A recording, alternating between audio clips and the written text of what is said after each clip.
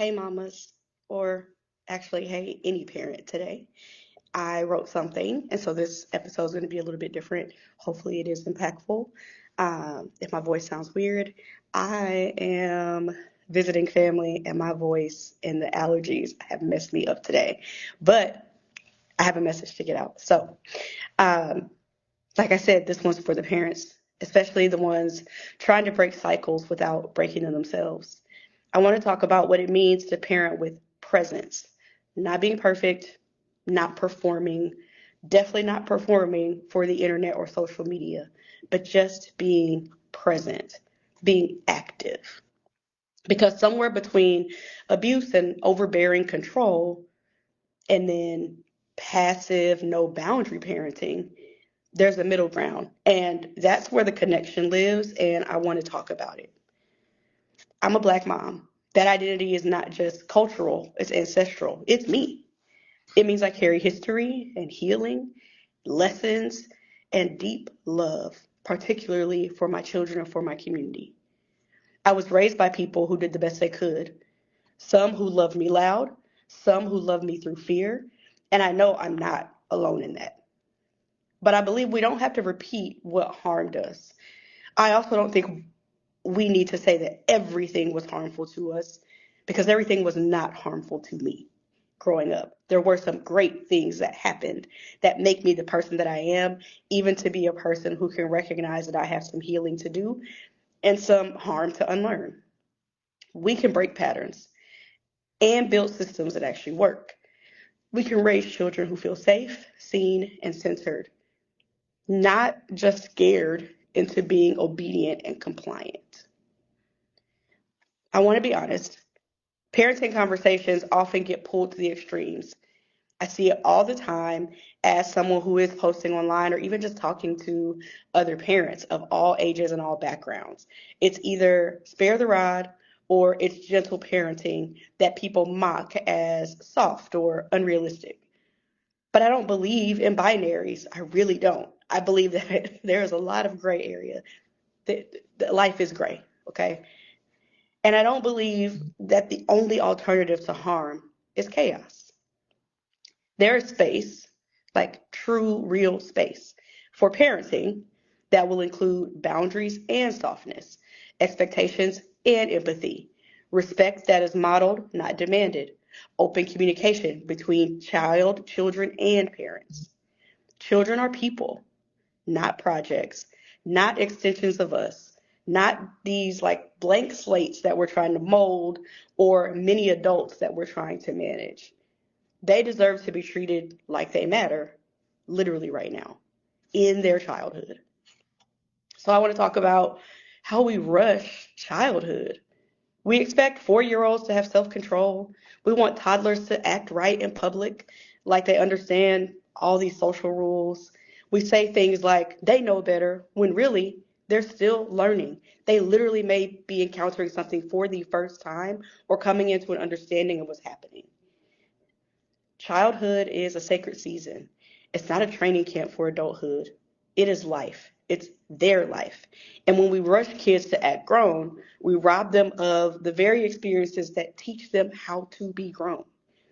With grace, with clarity, with emotional intelligence, with strength, with good communication, all of those things. Letting kids be kids isn't permissiveness, it's protection of their development, of their nervous system, of their joy. And the biggest thing is, all of this starts at home.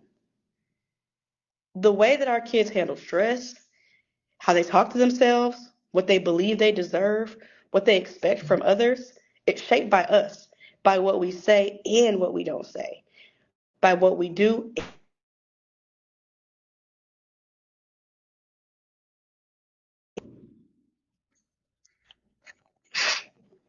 So when we show up frustrated, disconnected, or emotionally unavailable, our kids feel that. And when we slow down, apologize, or ask questions instead of barking orders, they feel that too. You don't have to be perfect, but you absolutely do need to be active and present. And if you reflect on this, we were shaped in this exact same way. all of who we are, how we handle our stress, how we talk to ourselves, our inner voice, what we believe we deserve, what we expect from other people, that was shaped by how we were parented and what was happening in our household and in our environment. We don't want to rob children of the opportunity to be children, and we want to make sure that they become great people. I believe ultimately that's what we all desire. So you're probably like, okay, so what exactly does this look like to parent and to parent with dignity? It looks like listening before reacting, apologizing when you mess up, explaining the why, not just do what I say, watching your tone, checking for your own triggers, asking questions like, what do you need and how can I help you feel safe right now? Pausing and taking a deep breath for yourself, taking breaks, all of those things and more. It's not about letting your kids run wild. It's about creating a safe container of sorts where they can learn and grow without fear. Because fear teaches compliance, but connection teaches trust. And I want my kids to trust me. I want them to feel safe with me, whether they're doing a great job or whether they made a mistake. Because they are going to make mistakes. I can't save them from any and everything. I can't save them from life. Things are going to happen. They are going to have experiences. And I want to have trust and safety so that they know they can always come back to mom. Something else that we don't say enough is parenting is also about growing yourself. Being a parent doesn't make you the expert. You're the guide. You're a leader. And guides are still learning, still making mistakes, still trying to show up better than yesterday. We get to say, I was wrong. I'm learning. I want to do this better for you and me. I want us to do better together. That's reflection, that's vulnerability, and that is what teaches our kids how to be human. Now, I want to speak directly to Black parents and anyone raising Black children. Our parenting didn't just fall from the sky. It was shaped by this country, the United States of America, by slavery, by forced assimilation, by racism, by needing our kids to act right in public so they wouldn't be harmed. Many of our elders disciplined from a place of fear, but the world was not safe for Black children or Black adults. But we need to remember that's not the beginning of our story, and it's not the end. Across the African diaspora, we have always had community-based, loving, intentional parenting. Anthropologist Robert Levine found that in many West African societies, children were guided with patience, modeling, and storytelling more than punishment. And Dr. Yewande Oshodi writes that discipline was rooted in relationship. Correction was communal, not punitive. Children learned through rhythm, ritual, and responsibility. Gentle parenting may be a trending term right now, but the practice of treating children like whole humans, that's ancestral. That's indigenous. That's ours. We don't just come from trauma. We don't just come from fear.